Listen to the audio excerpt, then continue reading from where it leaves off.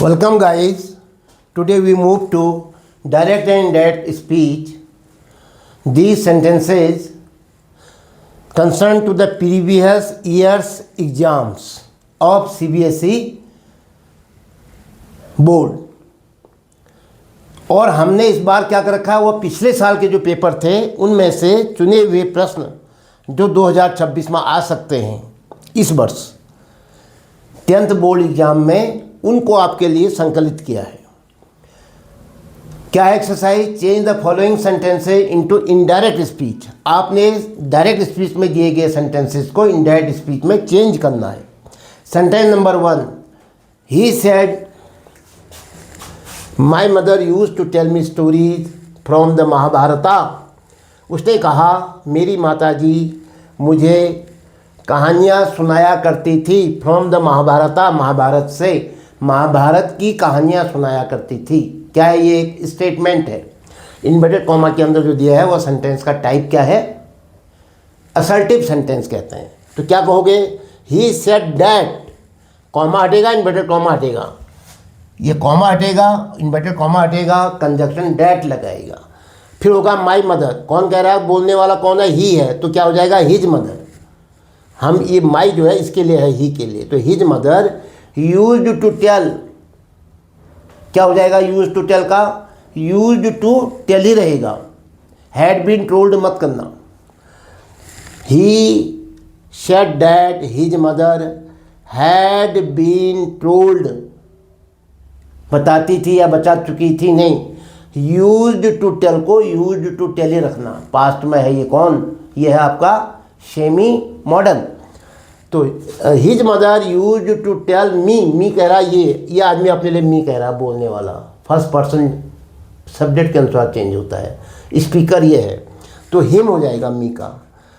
Stories from the Mahabharat, तो क्या बना? He said that his mother used to tell him stories from the Mahabharat. He said,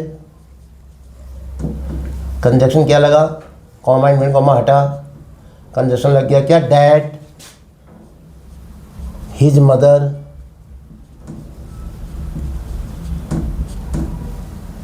used to tell का used to tell रखा मैंने, नहीं तो क्या हो जाता है इसका? Had been told. परफेक्ट में अर्थ बदल जाता है, इसलिए हमने इसको यूज्ड टू टेल, मी का क्या हो जाएगा? हिम। स्टोरीज फ्रॉम क्या है? द महाभारत, इसको उतार लो। नंबर 2 क्या है? The captain said, comma inverted comma begin, if the rain stops, अगर वर्षा रुकती है, the match will be played, match खेला जाएगा। कैप्टन ने कहा, खेल में कैप्टन ने कहा अगर वर्षा रुकती है मैच खेला जाएगा। तो आप देखो, if the rain stop the match will be played किस टाइप का सेंटेंस है? ये वाकई स्टेटमेंट है, एक असल्टिव सेंटेंस है। तो जब असल्टिव है तो ये क्या हो जाएगा? सेड, सेड ही रहेगा। द कैप्टन सेड, या तो टोल्ड होता है या सेड का सेड ही रहता है। ऑब्जेक्ट नहीं है तो सेड का सेड ही रहा। The captain said, comma inverted comma हटा, डैट, कंडीशन क्या लगेगा? That if the rain stops, क्या हो जाएगा? Past tense, stopped. If the rain stopped, if the rain stopped, the match will be played का the match would be played, will be का क्या हो जाएगा? Would be. तो क्या बनाया? The captain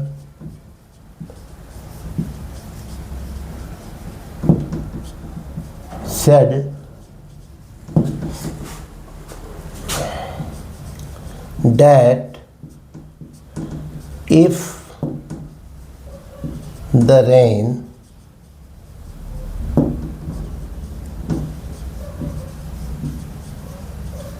stopped, the match would be played.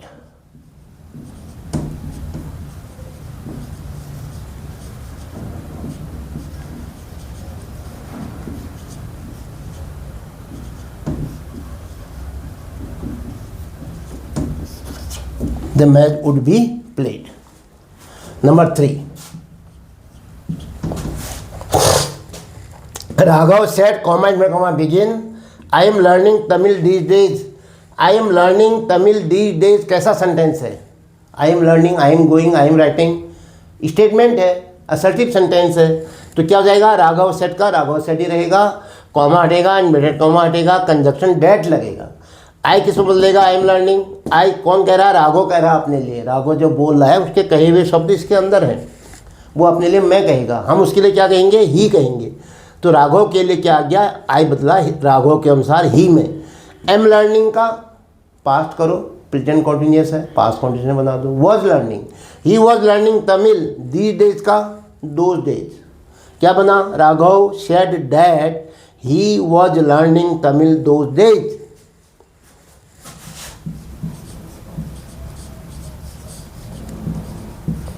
Raghav said that I was learning का he was learning.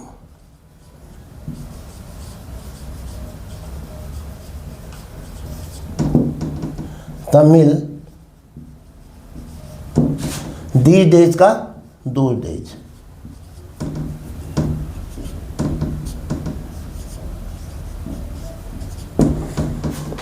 Next, did you lock the front door? My mother asked me. मेरी माँ ने मुझसे पूछा, क्या तुमने आगे का दरवाज़ा, सामने का दरवाज़ा बंद कर दिया था? तो आप अंदाज़ा लगा लो, डिड से शुरू हो रहा हुआ कि do, does, did, verb do, है ना? तो क्या है ना, साधारण प्रश्नवाचक हो गया। और यहाँ क्वेश्चन मार्क है, तो इसलिए आपने पहचान लिया कि ये वाक्य क्या है? इंट्रोगेटिव है। तो यहाँ क्या हो जाएगा? सेड टू, सेड टू तो दिया नहीं है, आस्क्ड ऑलरेडी दे रखा है हमको। अगर यहाँ पर सेड टू भी होता तो हम क्या करते हैं? उसका आस्क्ड। तो आस्क्ड ऑलरेडी है तो हम इससे शुरू करेंगे, रिपोर्टिंग स्पीच को पहले लिखेंगे। My mother asked me, M capital हो जाएगा।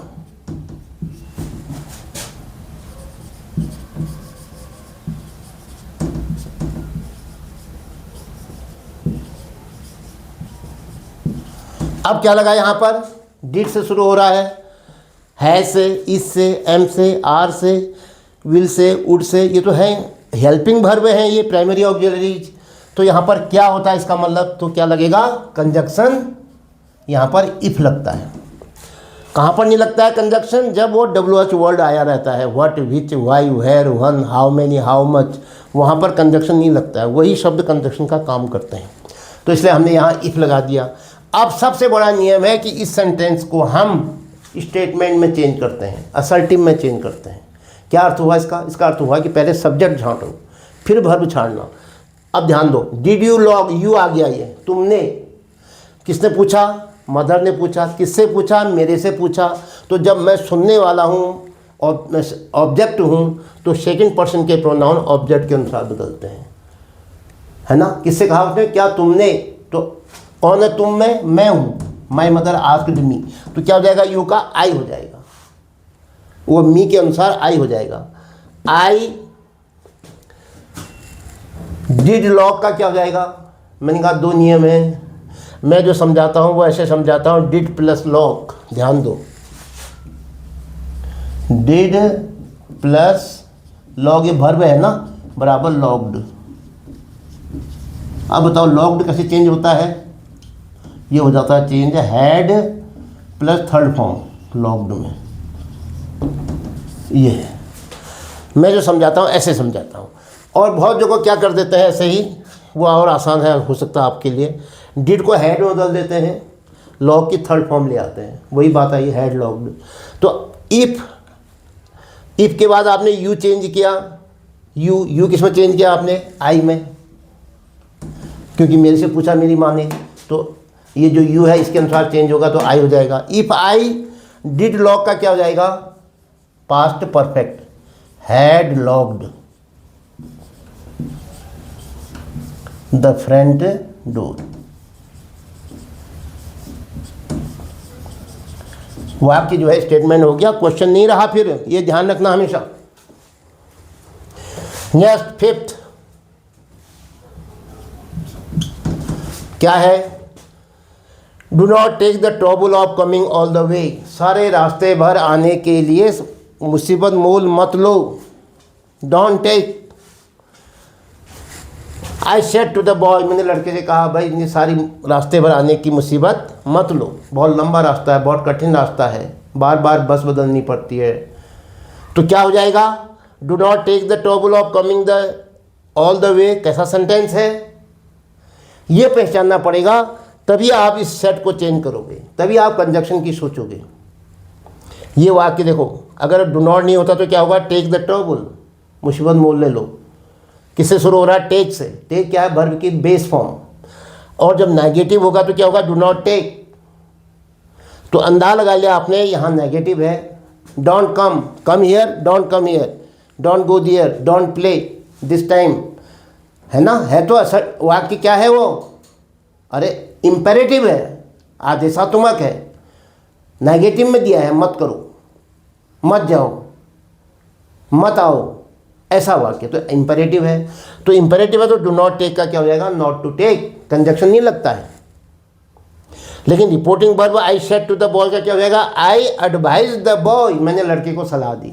इम्पेरेटिव में क्या होता है? या तो ऑर्डर, या एडवाइस, या रिक्वेस्ट।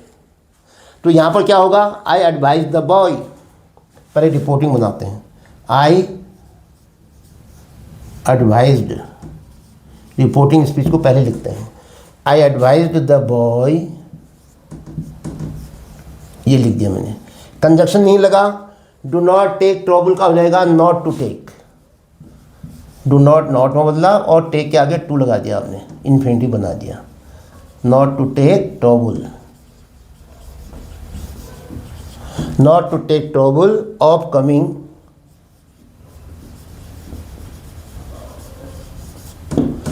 ऑल द वे, सारे रास्ते पर आने की मुसीबत मत लेना। Next 6, Hira said to his friend, Hira ने अपने मित्र से कहा, can you help me in uploading my card, क्या आप मेरी गाड़ी भरने में, अपलोड करने में, गाड़ी भरने में मेरी मदद करोगे, कर सकते हो? तो कैसा वाक्य है बताओ?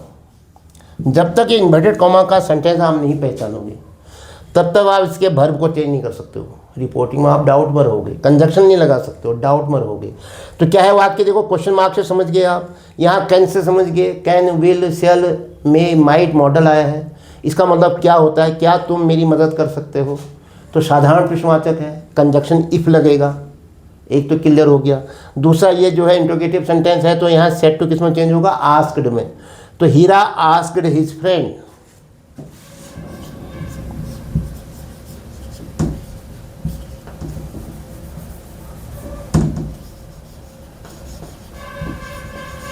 हीरा आस्क्ड हिज फ्रेंड। और कंजक्शन क्या लगाएगा? कहा आपने इफ़। जहाँ WH आएगा वहाँ नहीं लगेगा, लेकिन यहाँ पर WH नहीं आया तो इफ़ लगेगा। अब सबसे बड़ा नियम क्या कहते हैं कि इंट्रोगेटिव सेंटेंस असर्टिव में चेंज होता है। क्या मतलब हुआ? पहले सब्जेक्ट छांटो इफ़ के बाद। कैन यू आ गया, देखो ये यू सब्जेक्ट बनेगा। अब ये किसके अनुसार बदलेगा? सेकंड पर्सन का प्रोनाउन है, तुम कह रहा हो। कौन है सुनने वाला? हिज फ्रेंड है, तो हिज फ्रेंड के लिए क्या लाओगे? ही। इफ ही कैन हेल्प का क्या हो जाएगा? वर्ब ये हुई, कैन आधी यहाँ है, आधी यहाँ है। कैन हेल्प का होगा कुड हेल्प, ठीक है, पास्ट हो जाएगा। अब मी कहा, मेरी मदद करोगे, मैं, कौन कहेगा मेरी? मैं, जो बोलने वाला है, स्पीकर, सब्जेक्ट हीरा कह रहा है, तो हम मी का क्या हो जाएगा? Him. If I could help him in uploading my cart, Hira की गाड़ी है वो, तो हिज कार्ट हो जाएगा। माई कार्ट का क्या हो जाएगा? हीरा के अनुसार हिज कार्ट। तो Hira asked his friend if he could help him